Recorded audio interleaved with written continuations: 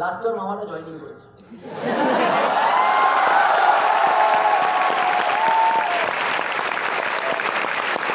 এটাকে বললাম কথাটা ইয়ে করলো, কনফিডেন্স লাগে, কনফিডেন্স।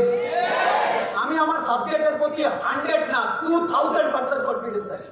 একটা ছেলে ইন্ডাস্ট্রিতে নিজেকে নিগড়ে দিলে ওর সাকসেস গে আমার মতো মানে তোমার হবে, সবার হবে, সবার তাও না তারা 5 বছর অনেকে বলে তারা এই 5 বছর দেবো তারপর সাকসেস গ্যারেন্টি, তো তুই তারা 5 বছর বাঁচবি নাকি গ্যারেন্টি নেই। এই কোশ্চেনটাই কলেজের প্রফেসরকে করেছে কোনোদিন, এই কোশ্চেনটাই বাবা মাকে করেছে কোনোদিন। অনেকে বলে বিশ্বাস করে ঠকে গেছি। কি বিশ্বাস করে ঠকে গেছি?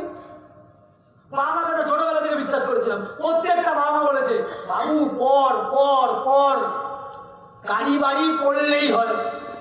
এ প্রশান্ত এ স্কুলের ফার্স্ট বয়,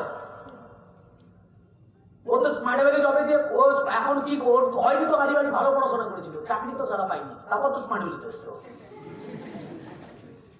মাম্পি তো ভালো পড়াশোনা, 80% মার্কস পাবে, চাকরি বাকরির অনেক পরীক্ষা দিয়েছে মনে আগে, পাইনি, তারপর তো স্মার্ট ভ্যালি করেছে। এখন তো নিজের টাকায়, এরা মেয়ে হয়ে নিজের টাকায় গাড়ি ইউজ করে, 4 চাকা।